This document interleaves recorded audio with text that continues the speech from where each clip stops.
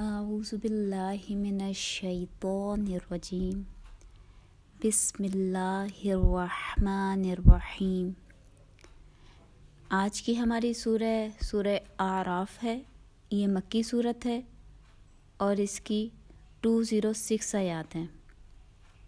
اس صورت کا نام اس کی آیت 46 اور 48 میں آیا ہے، اور اعراف سے مراد وہ مقام یا دیوار ہے جو جنت اور دوزخ کے درمیان ہوگا۔ یہ سورہ مکہ میں ہجرت سے تقریباً 2-3 سال پہلے نازل ہوئی تھی، یعنی مکی دور کے آخر میں نازل ہونے والی صورتوں میں سے ہے۔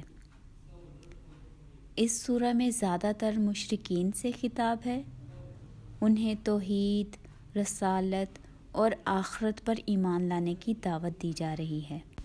اگر ہم سورت کے مضامین کا خلاصہ کریں تو سورہ کے شروع میں دعوت دین اور اس کے اجر و ثواب کا تذکرہ کر کے پھر تفصیل کے ساتھ پہلی امتوں اور رسولوں کے حالات بیان کیے گئے ہیں، جس میں قصہ آدم و ابلیس اور پھر نوح علیہ السلام، ہود علیہ السلام، صالح علیہ السلام، شعیب علیہ السلام اور حضرت موسیٰ علیہ السلام کا تذکرہ ہے۔ بعض آیات میں اہل کتاب کو آخری نبی پر ایمان نہ لانے کے برے انجام سے بھی ڈرایا گیا ہے، اور پھر سورہ کے آخر میں دعوت و تبلیغ کا طریقہ کار واضح کر کے اس راستے میں پیش آنے والی مشکلات اور مصائب پر صبر کرنے اور ثابت قدم رہنے کی تاکید فرمائی گئی ہے۔ آئیں اب سورت کی آیات کے ریفرنس میں اس کی سمری دیکھ لیتے ہیں۔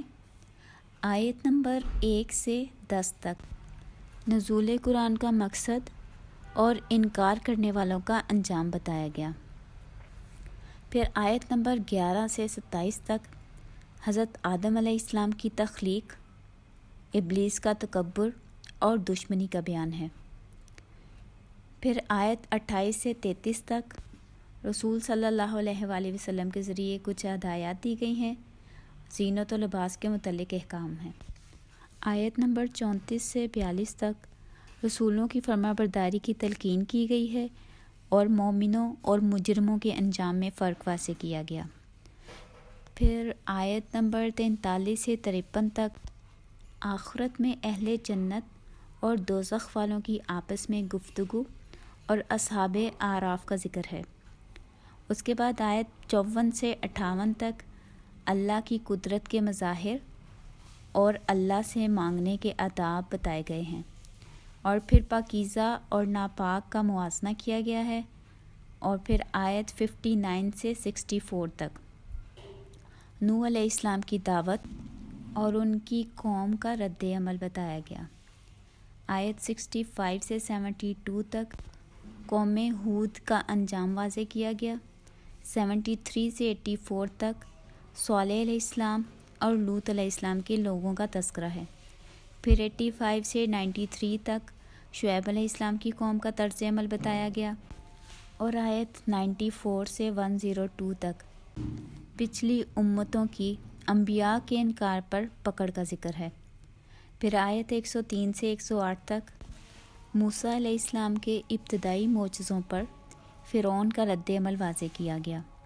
109 سے 126 تک موسیٰ علیہ السلام کا جادوگروں سے مقابلہ اور اس کے رسپانس میں جادوگروں کا ایمان اور دعا کا ذکر ہے۔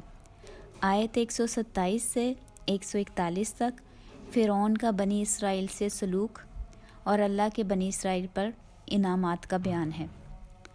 142 سے 154 تک کوہ طور پر موسیٰ علیہ السلام کی خواہش اور اللہ کے نور کی تجلی کا بیان ہے۔ پھر بنی اسرائیل کا بچڑے کو معبود بنانا اور اللہ کی طرف سے سزا کا اعلان ہے۔ 155 سے 157 تک بنی اسرائیل کے 70 سرداروں کی کوہ طور پر حاضری اور ہلاکت کا ذکر ہے، اور پھر موسیٰ علیہ السلام کی التجا کے نتیجے میں انہیں دوبارہ زندگی دی گئی، اور اس کے بعد تورات اور انجیل میں رسول صلی اللہ علیہ وآلہ وسلم کی بعثت کی خوشخبری کا ذکر ہے۔ آیت 158 سے 177 تک رسول صلی اللہ علیہ وآلہ وسلم کی آفاقی نبوت، یعنی رسول صلی اللہ علیہ وآلہ وسلم کسی ایک گروہ یا بستی کے لیے رسول نہیں تھے۔ آپ صلی اللہ علیہ وسلم قیامت تک آنے والے تمام انسانوں اور جنوں کے لیے مشترکہ رسول ہیں۔ اس کے بعد یہودیوں کے مختلف گروہوں کا تذکرہ ہے، اور پھر آیت نمبر 178 سے 183 تک جن و انس میں غافلوں کا طرز عمل اور انجام بتایا گیا۔ پھر آیت 184 سے 188 تک رسول صلی اللہ علیہ وآلہ وسلم کا حقیقی مقام اور اللہ کی قدرت کے مظاہر واضح کیے گئے، اور یہ بتایا گیا کہ ہدایت اور گمراہی صرف اللہ کے اختیار میں ہے۔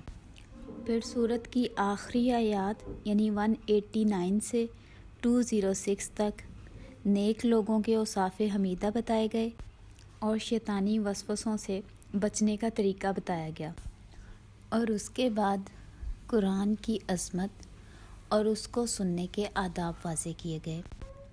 آئے اب سورت کے امپورٹنٹ ٹاپکس کا تفصیلی جائزہ لے لیتے ہیں۔